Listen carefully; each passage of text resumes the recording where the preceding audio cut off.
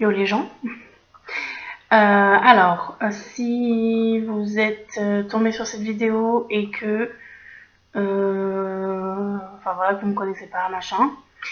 En fait, j'ai fait une première vidéo. Je pense qu'il faudrait aller voir celle-là d'abord, mais vous faites ce que vous voulez, hein, bien sûr. Ça va être la suite de ma première thérapie là. Et donc j'ai fait une vidéo avant où je raconte beaucoup de trucs et tout. Donc vous allez pouvoir suivre si vous regardez pas ça, bien sûr. Mais bon, moi j'aime bien quand j'écoute quelque chose, savoir vraiment tout. Vous savez, c'est comme regarder un Marvel. Genre, si vous commencez Iron Man par le numéro 3, c'est pas que vous allez pas pouvoir suivre. Mais il y a des références que vous allez pas comprendre, quoi. Voilà, c'est pareil. La meuf se prend pour un film. Tout va bien. Bon, bref. Donc, dans ma vidéo d'avant, je parlais de ma thérapie d'avant. C'est-à-dire qu'aujourd'hui, je suis en thérapie, mais j'en ai fait une précédemment. Et donc, je vous expliquais quand j'ai commencé à la faire, c'est-à-dire en même temps que ma licence de psycho. Et j'en étais au bout de 3 ans. En fait, j'avais fait beaucoup de progrès, puis j'ai chuté quand j'ai eu mon premier copain.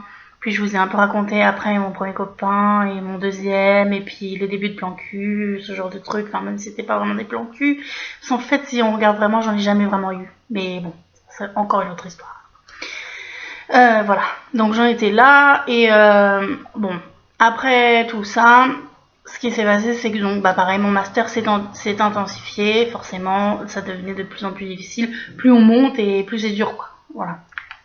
Je commençais à avoir du mal à suivre. Alors, j'allais toujours la voir, mais pareil, c'était des rendez-vous de voilà où j'en suis, mais sans réel travail de ma part. C'était vraiment, j'allais voir une pote, quoi. Et je lui expliquais qu'est-ce que j'ai fait depuis la dernière fois où je l'ai vue. Je la voyais toutes les 3 semaines. Sauf à un moment, je sais plus quand, où j'en avais plus besoin, donc je l'allais toutes les 2 semaines. Mais sinon, c'était toutes les 3 semaines. Il y a même un moment, ça a été tous les mois. Enfin bon, mais généralement, c'était toutes les 3 semaines. Donc je l'ai vue comme ça pendant, on va dire, 4 ans. Parce que là, 3 ans, 4 ans, un peu moins. Un peu plus, je sais plus. Bref, alors première année de licence, deuxième année de licence, troisième année de licence, première année de master 1, donc ça fait 4 ans, et un bout de 2017, genre jusqu'à mars. Donc je l'ai vu 4 ans et demi, on va dire. Voilà. On va dire je l'ai vu 4 ans et demi. Et en fait, quand je suis entrée en psycho, j'étais vraiment en mode, dans 5 ans, quand j'ai fini mes études et que je deviens psychologue clinicienne, en même temps, j'aurais fini ma thérapie et j'aurais perdu le nombre de kilos que je veux perdre. Mais bien sûr, ça ne s'est pas du tout passé comme ça. De toute façon, généralement, c'est ça, hein, thérapie. Ça se passe pas comme on croit que ça va se passer.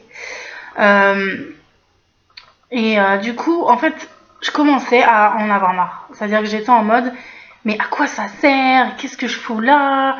Et elle est bien, je m'entends bien avec elle, et on parle de trucs importants, mais j'arrivais plus en fait. Je voyais plus. Je suis pas, je suis quelqu'un de très lucide. Ça c'est un truc, c'est une qualité chez moi. Et même ma psy d'aujourd'hui, elle me l'a confirmé. Elle m'a dit mais c'est un truc de ouf. Elle fait j'ai jamais vu quelqu'un d'aussi lucide. En fait, tout ce qui va pas chez moi, et mes mécanismes, et mes machins, et mes trucs, je sais les analyser, je sais où c'est, je sais quelle est ma part, même si parfois j'ai pas envie d'en avoir conscience. Mais je le sais quand même que ça vient de moi, et pas des autres, etc., etc. Donc c'est bien, ça aide pour, en tout cas, se connaître, et bien comprendre son fonctionnement, pour pouvoir amorcer l'action. Donc c'est bien. Mais parfois c'est chiant, parce que du coup, être lucide, ça veut pas dire qu'on arrive à transformer.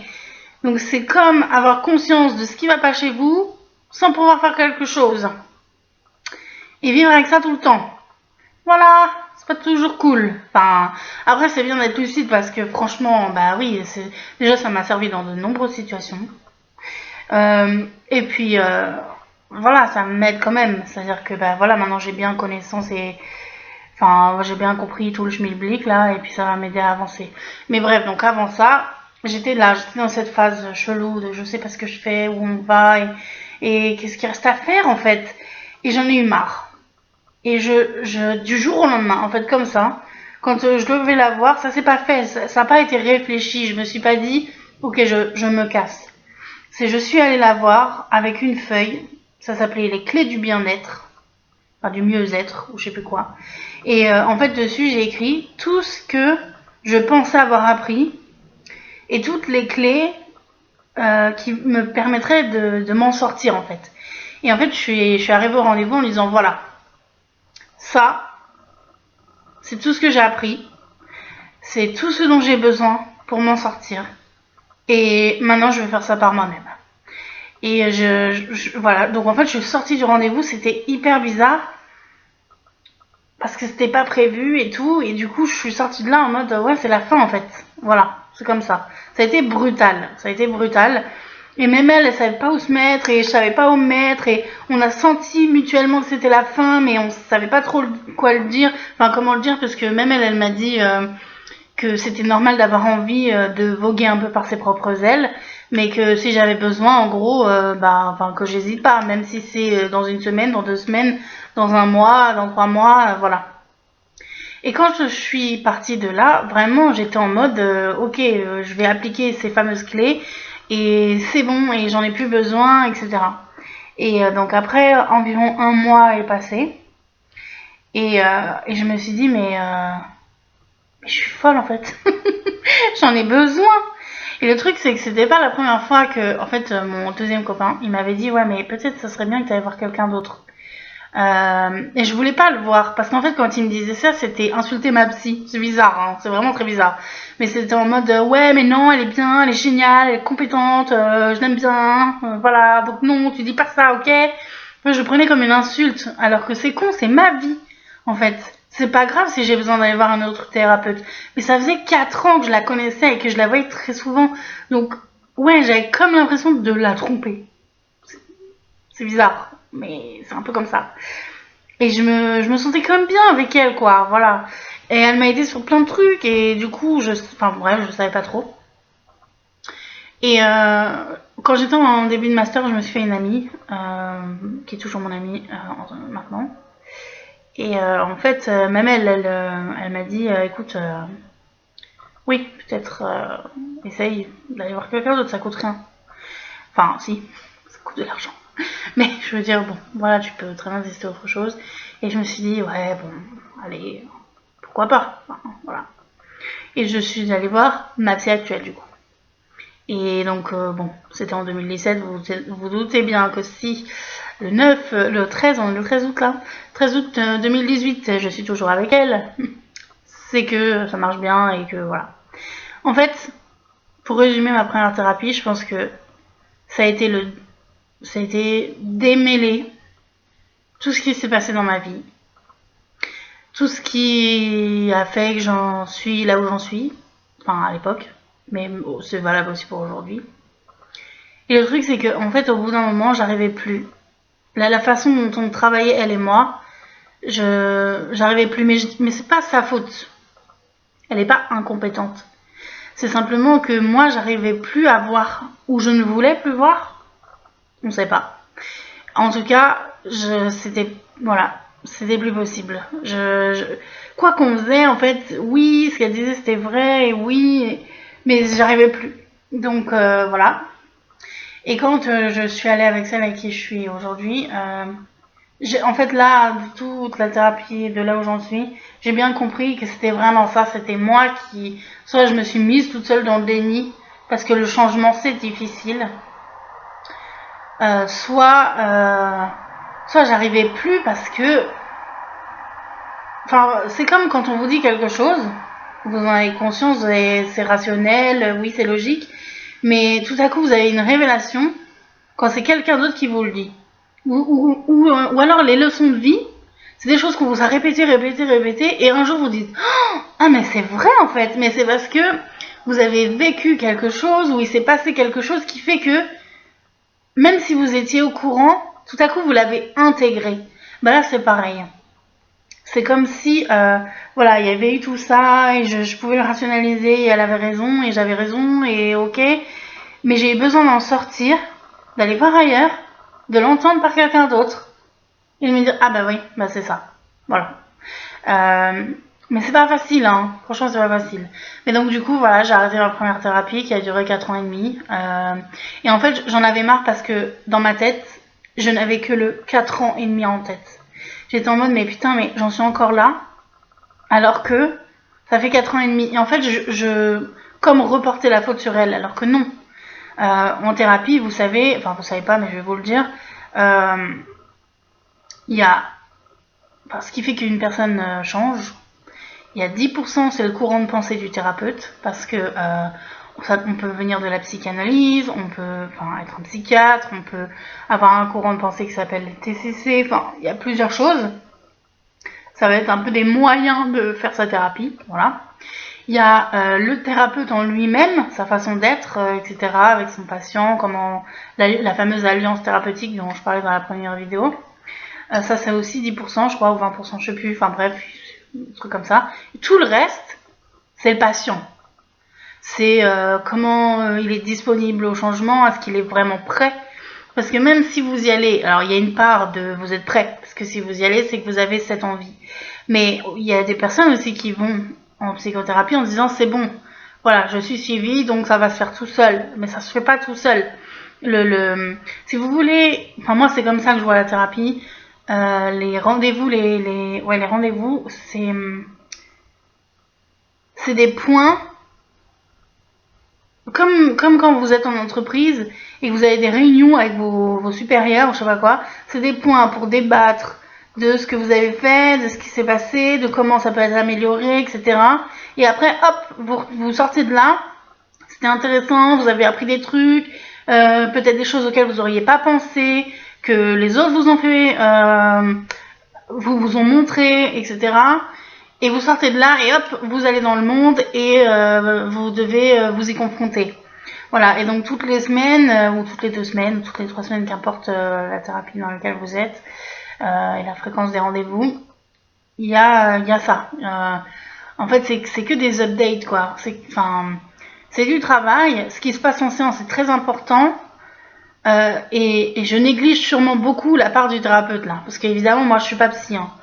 J'ai bifurqué après ma licence de psycho pour aller en ergonomie. Je suis pas psychologue et même s'il y a énormément de choses dont j'ai conscience parce que j'ai ce cursus-là, pardon, je vais y arriver, ça n'empêche que je suis pas psychologue et que je n'ai pas les techniques et que en plus de ça, tant mieux. Parce que si je voyais tout ce qu'elle faisait, j'y arriverais pas.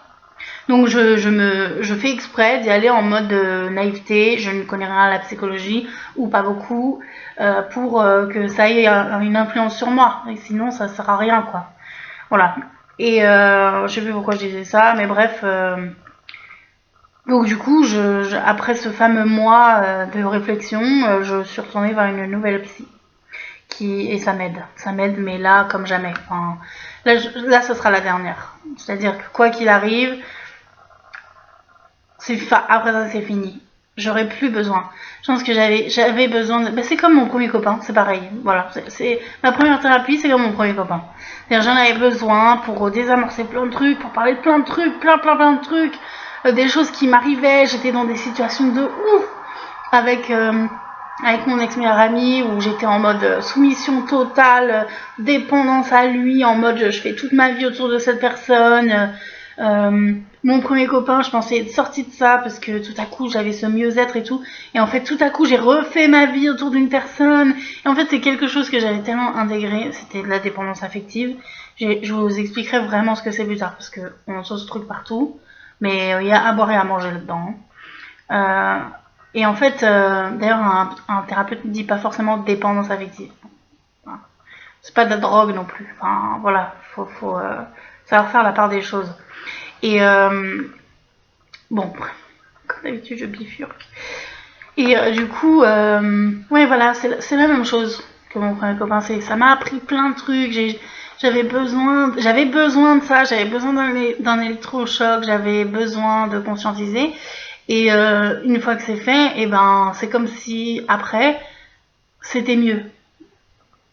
parce que je suis plus armée pour pouvoir faire face grâce à ça. Donc ça n'a pas servi à rien, au contraire. Et en plus, je suis tellement méchante avec moi-même comme d'habitude. C'est-à-dire que moi, ma première thérapie, ça a été, j'avais quel âge? J'ai dû reprendre mes études vers 23 ans. J'avais 23 ans, j'allais avoir 24 ans. Donc c'est jeune, enfin je veux dire, je suis pas vieille, j'ai 29 ans aujourd'hui, je vais avoir 30 ans bientôt. Oh putain, on est en août, il me reste quelques mois à avoir 29 ans. Je les garde, je les prends, j'ai 29 ans, d'accord? À l'heure de ma naissance, j'ai 29 ans. Bref. Et donc, enfin c'est jeune. Et même ma nutritionniste au tout début là, ça pareil, faut voir la vidéo d'avant où j'en ai parlé brièvement. Mais pas de régime, pas tout ça, hein. Voilà. En fait, même elle m'avait dit, mais vous êtes jeune, c'est-à-dire que là, vous avez 23 ans, quand je l'ai vu, c'était ça. Il y a des gens à 40, 50 ans, ils se réveillent pas, ils voient pas, ils ont jamais fait face à leurs problèmes. Ou alors, ils l'ont fait, mais pas leurs propres moyens. C'est pas pareil je dis pas qu'on peut pas se sortir de choses par soi-même, mais une thérapie, ça aide quand même à des choses de ouf. Enfin, des blocages qu'on peut avoir. Parce que même vous voyez, la thérapie, il y a toute cette illusion de on est forcément une personne à problème, ça va vraiment pas. Mais moi, j'ai pas des troubles de ouf, hein. Enfin, je veux dire, j'ai pas un trouble de la personnalité, j'ai pas. Voilà, j'ai pas des trucs comme ça, j'ai des choses qui. Enfin, je vous en parlerai dans les autres vidéos, donc je vais pas vous en parler là, mais ce que j'aime m'empêche pas de vivre, enfin, d'être normale et de pouvoir gérer mon quotidien. Voilà. Mais ça n'empêche pas que même si on n'a rien, ça peut aider. Pour moi, toute personne devrait aller voir un thérapeute au moins une fois dans sa vie, ne serait-ce que quelques mois. Parce que ça peut aider pour l'estime de soi, ça peut aider dès que vous avez quelque chose que vous n'arrivez pas à faire face et qui vous bloque dans votre vie parce que c'est quelque chose que vous n'arrivez pas à faire, même de la timidité. Les personnes pensent que la timidité, bon, c'est un trait de caractère, voilà, bon, c'est pas grave. Mais ça se traite en fait. C'est pas un trouble, c'est pas vous allez pas bien, c'est pas grave, c'est pas ça. Mais si vous êtes timide et que tout va bien chez vous et que vous en foutez et que c'est comme ça, vous êtes comme ça, il y a pas de souci. Alors changez pas, enfin voilà. Mais si, parce que moi je le suis, voilà. Je suis timide. En fait, là, pas là, comme ça, derrière ma vidéo, j'ai l'air, oh là là. Mais dès que je suis en société avec des gens que je connais pas, donc très souvent, tout à coup, je suis... Oui, bonjour, je m'appelle Claire. Voilà, je suis... C'est pas que je suis plus la même personne, dans le fond, je le suis. Et la timidité est une part de moi, mais ça m'empêche. Et ça me fait souffrir, en fait, c'est surtout ça. C'est que je m'en veux d'être comme ça, de ne pas réussir avec moi-même dans certaines situations. Et donc, c'est un blocage pour moi et j'ai envie de le travailler. Donc, si vous avez des trucs comme ça qui peuvent vous paraître débiles, mais qui en fait ne le sont pas, rien n'est débile. Si c'est un blocage au travail, que vous n'arrivez pas à vous affirmer avec les gens, parce qu'il y a ce truc-là aussi avec l'affirmation de soi, c'est soit on s'affirme pas, donc en gros on est un peu soumis, comme ça on dit rien, machin, soit s'affirmer, pour beaucoup de gens, c'est être dans l'agressivité. Mais être dans l'agressivité, ce n'est pas s'affirmer. C'est-à-dire que c'est la balance inverse. C'est-à-dire qu'il y a ne pas s'affirmer du tout, ou très peu, pas dire grand-chose. Il y a l'agressivité, il y a la réponse par l'agressivité, c'est-à-dire ouais, mais tu me parles pas comme ça, ok, ça va. Je sais pas qui, bref. Ça, c'est de l'agressivité. Et l'affirmation de soi, c'est au milieu de ces deux trucs-là. Ça s'apprend, c'est pas facile. Comment bien correspondre avec les autres, etc. Bref, il y a des tas de trucs à voir et je trouve que dans plein de situations, ça peut aider. Voilà. Et moi, ça m'aide pour ce que j'ai à changer et qui va m'aider dans ma vie parce que ça me bloque vraiment de malade. Et ça m'aide aussi pour des trucs que je pensais pas que ça m'aiderait. Notamment des choses sur lesquelles je suis depuis toute petite. C'est-à-dire, moi, un de mes plus gros problèmes que jamais j'aurais vu, c'est que je suis trop centrée sur les autres. Je me connais pas, je me centre pas du tout sur moi. Je m'oublie en fait, c'est ça. Et donc, ça interagit dans tous les domaines de ma life. C'est-à-dire que je m'oublie au point de rendre des services aux autres, je suis là pour les autres, je vivais ma vie à travers l'autre, d'où la fameuse dépendance affective, c'est-à-dire que ça allait jusque-là. J'en prenais un certain plaisir parce que l'oubli permet que les autres s'occupent de vous, ce genre de truc là. Enfin voilà, c'est tout un truc, plein de choses comme ça auxquelles j'aurais même pas. Alors j'en avais conscience quelque part, mais là je mets des mots sur les choses et je les comprends mieux et je vois dans certaines situations comment je réagis, pourquoi je réagis comme ça et comment je peux faire pour réagir autrement maintenant parce que j'en ai conscience. Et ça c'est très important, c'est très très important. Enfin moi je trouve, hein, voilà. Bref, voilà. Donc ça c'était ma thérapie numéro 1. Et donc c'est comme ça que j'en suis arrivée à ma thérapie numéro 2. Donc je pense que je vais vous faire le premier rendez-vous tout de suite. Donc là c'est une thérapeute sur Paris qui coûte plus cher que ma thérapeute initiale. Et elle est aussi dans les TCC. Et ça j'y tiens. Parce que, ayant fait psycho, moi je suis convaincue par ça. Les TCC, c'est les thérapies comportementales et cognitives. Et moi je suis convaincue par cette technique-là. Donc c'était important pour moi que ma thérapeute soit ça. Donc je suis arrivée, le premier rendez-vous